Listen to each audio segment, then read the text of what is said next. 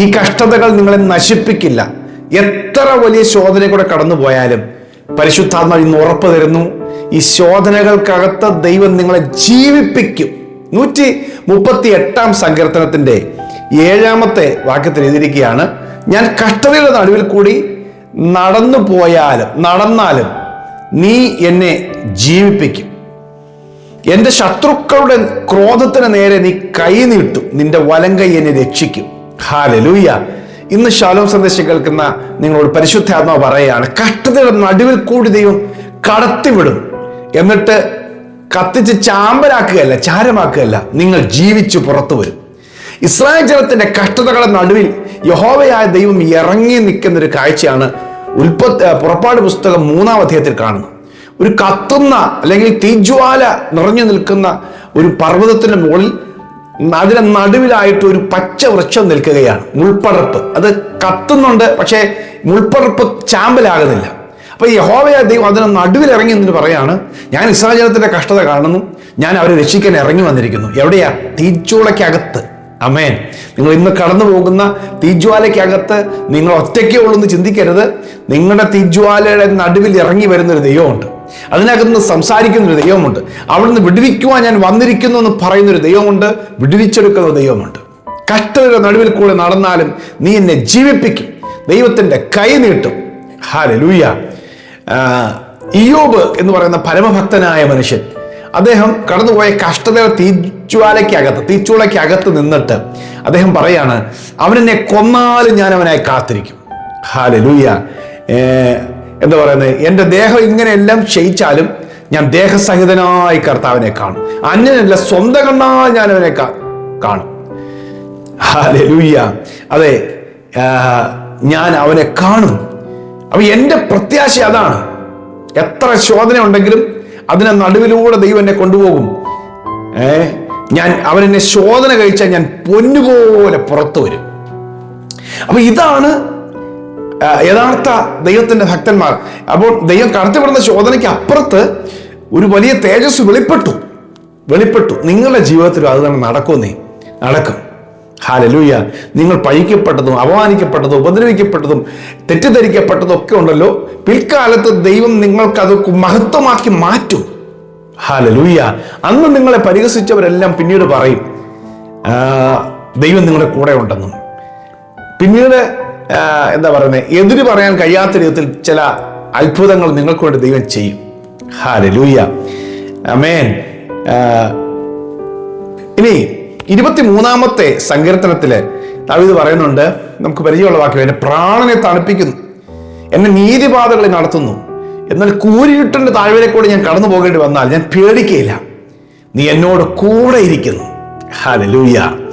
ഞാൻ കൂരിരുട്ടിൽ കൂടെ പോകേണ്ടി വരും, ദൈവം എന്നെ അനുവദിക്കും. മരണത്തിന്റെ നിഴലിന്റെ താഴ്വരയിൽ കൂടെ ദൈവം എന്നെ നടക്കുമാറാക്കും, പക്ഷേ ഞാൻ നശിക്കില്ല, മരിക്കില്ല, നീ എന്നോട് കൂടെ ഇരിക്കുന്നല്ലോ.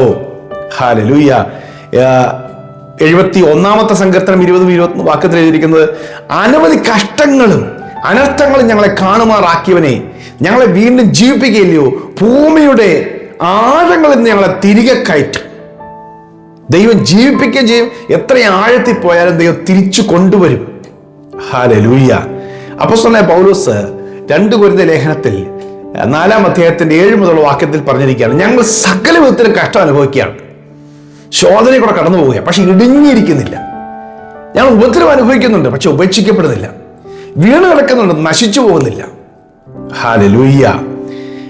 അപ്പൊ ദൈവം ഞങ്ങളെ കഷ്ടതയിൽ കൂടെ കടത്തി വിടുമ്പോഴും ദൈവം ഞങ്ങളെ അതിനകത്തുള്ള മഹത്വത്തിലേക്കാണ് കൊണ്ടുപോകുന്നത്. കഷ്ടതയുടെ നടുവിൽ കൂടി നടന്നാലും നീ എന്നെ ജീവിപ്പിക്കും. ഹല്ലേലൂയ. ആമേൻ. 85-ാം സങ്കീർത്തനം 6-ാം വാക്യത്തിൽ പറയുന്നു, നിന്റെ ജനം നിന്നിൽ ആനന്ദിക്കേണ്ടതിന് നീ ഞങ്ങളെ വീണ്ടും ജീവിപ്പിക്കില്ലയോ എന്ന് പറഞ്ഞാൽ, മരണാസന്നനായി കിടക്കുന്ന ഒരു വ്യക്തി ഒരു പുതിയ ജീവൻ തരണമേ എന്ന് പ്രാർത്ഥിക്കുന്ന പോലെ നിങ്ങളുടെ ജീവിതത്തിൽ കർത്താവ് ഒരു വീണ്ടും ജീവിതം ദൈവം തരും. ഹല്ലേലൂയ.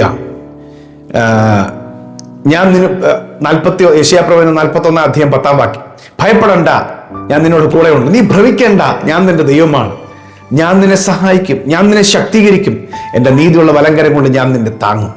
ആരും താങ്ങാനില്ലാത്തടത്ത്, ആരും സഹായിക്കാനില്ലാത്തടത്ത്, ഒരു നല്ല വാക്ക് പറഞ്ഞൊന്ന് പ്രോത്സാഹിപ്പിക്കല്ലാതെ മറ്റുള്ളവർ മാറി നിന്ന് കുറ്റം പറയുന്ന സാഹചര്യത്തിലൂടെയാണ് നിങ്ങൾ പോകുന്നതെങ്കിൽ കർത്താവ് പറയുന്നത്, ഞാൻ നിന്നെ ശക്തീകരിക്കും, എൻ്റെ നീതിയുള്ള വലങ്കരം കൊണ്ട് ഞാൻ നിന്നെ താങ്ങും. ഹല്ലേലൂയ. കഷ്ടതകളുടെ നടുവിൽ കൂടി കടന്നുപോയാലും ജീവിപ്പിക്കുന്നൊരു ദൈവമുണ്ട്. ആമേൻ.